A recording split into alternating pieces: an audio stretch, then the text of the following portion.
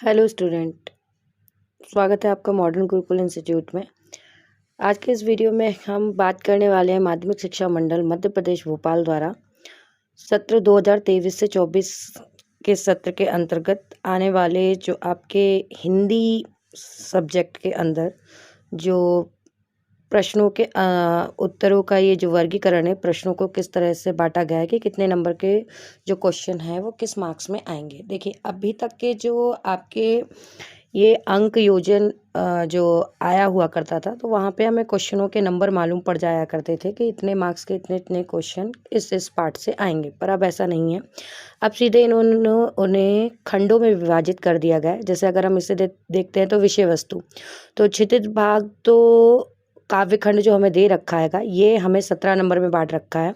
इसके अंदर पाठों के नाम आपको दे रखे हैं, कवि परिचय दे रखा है, ठीक है ना। संदर्भ प्रसंग व्याख्या दे रखी है, मतलब पूरा एक चैप्टर आपको जो पूरा एक जो भाग दे रखा है पूरा वो 17 नंबर का दे रखा है। तो इससे हमें ये समझ में आता है कि ये सारा का सारा हमको टॉपिक कवर करना पड़ेगा, ठीक है। ऐसे ही अगर हम बात करते हैं काव्य बोध की, तो काव्य बोध के अंदर क्या क्या चीज़ें आएंगी, हम ये जरूर इससे समझ सकते हैं। जैसे काव्य की परिभाषा है, इनके भेद, ठीक है ना, इनके प्रकार, रस छंद अलंकार, ये आपका कितने मार्क्स का आएगा, 10 मार्क्स का आएगा। क्षितिज भाग 2 जो आपको दे रखा है, नेताजी का चश्मा, और ये सारी चीज़ें आपके जो पाठों के यहाँ पे नाम वर्गीकृत किए गए हैं, ये सारे मिला के आपके 17 नंबर के आएंगे।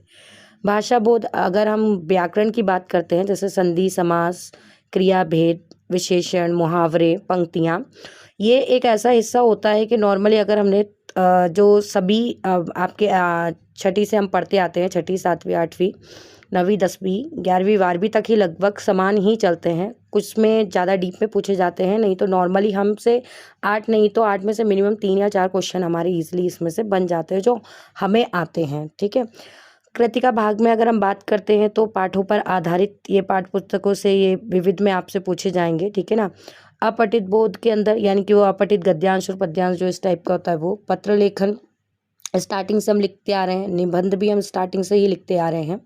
तो ये इस तरीके के आपको यहाँ पे दे रखे हैं, ठीक है। लास्ट में इन्होंने बता रखा है कि कितने मार्क्स के कितने क्वेश्चंस करके और कुल कितने प्रश्नों के संख्या रहेगी वो हमें दे रखा है। अगर हम देखते हैं यहाँ पर कुल, अगर इन मार्क्सों को देखते हैं जो आपको दे रखा है, ये पूरा का पूरा अगर हम इसमें समझेंगे तो इसमें देखते हैं हम कि ये जो हमें दे रखा है इन्होंने, बात करते हैं हम यहाँ पे, तो इसे हम समझेंगे। जैसे देखिए, सही विकल्प के जो क्वेश्चन है हमारे वो 6 नंबर के आएंगे, ठीक है ना। रिक्त स्थान हमारे 6 मार्क्स के आएंगे, यानी कि हर एक क्वेश्चन के अंदर 6 क्वेश्चन होंगे, मतलब सही विकल्प में 6 क्वेश्चन होंगे, रिक्त स्थान में 6 क्वेश्चन होंगे, सत्य असत्य में 6 क्वेश्चन होंगे, सही जोड़ी में 6 क्वेश्चन होंगे, और इन सभी में हमको एक एक नंबर मिलेगा, ठीक है ना।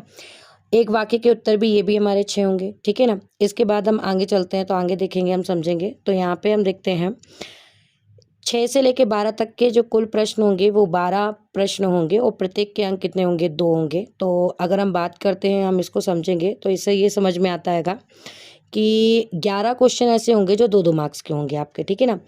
18 से लेके 20 तक की अगर हम बात करते हैं तो यहाँ पे जो कुल 3 प्रश्न हैं आपके, यहाँ पे 12 प्रश्न 2 मार्क्स के होंगे, यहाँ पर 3 प्रश्न आपके 3 मार्क्स के होंगे, और 3 प्रश्न यहाँ पे ये कितने मार्क्स के आपके 4 मार्क्स के होंगे। और इस तरीके के इन्होंने आपके जो कुल प्रश्नों के जो पूर्णांक दे रखा है वो कितना है, 75 अंक का दे रखा है। देखो, इन चीज़ों को समझने से हमें बस ये चीज़ें समझ में आती है। वैसे हिंदी इतना कठिन नहीं हमें पड़ता है, इंग्लिश मीडियम वाले बच्चों के लिए शायद थोड़ा सा कठिन पड़ता है, हिंदी मीडियम वाले बच्चों को इतना टफ नहीं पड़ता है।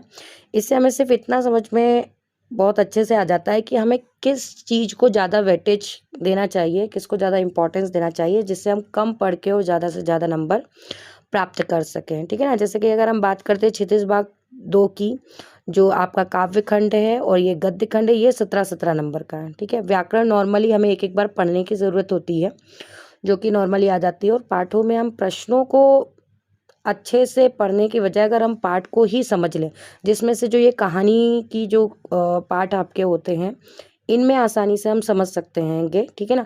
कविताओं में ज़रूर थोड़ा हमें समझने में कठिनाइयाँ होती हैं, क्योंकि इतनी शुद्ध हिंदी समझ पाना अपने आप में बहुत ही डिफ़िकल्ट बात हो जाती है। पर ये जो कविताएं, सॉरी, कहानियाँ आपकी हैंगी, ठीक है ना, जो लेख आपके हैं, इन्हें हम आसानी से पढ़ के और समझ सकते हैं और उत्तरों को अपनी भाषाओं में लिख सकते हैं। पर कविताओं को थोड़ा हमें ध्यानपूर्वक पढ़ना पड़ता है और उनके अर्थों को समझना पड़ता है। और इसमें संदर्भ प्रसंग व्याख्या भी उसी हिसाब से आती है कि तो पाठों में कवियों के और लेखकों के नाम, इसमें कवि के नाम होंगे, इसमें लेखकों के नाम होंगे, इनको जरूर याद करना। और कवि परिचय और लेखक परिचय में दो दो उनकी रचनाएं जरूर याद होनी चाहिए आपको, ठीक है।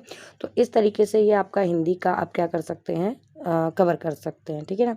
मिलते हैं हमारे नेक्स्ट वीडियो में, जिसमें हम समझेंगे गणित विषय के बारे में, यानी कि मैथ्स के बारे में।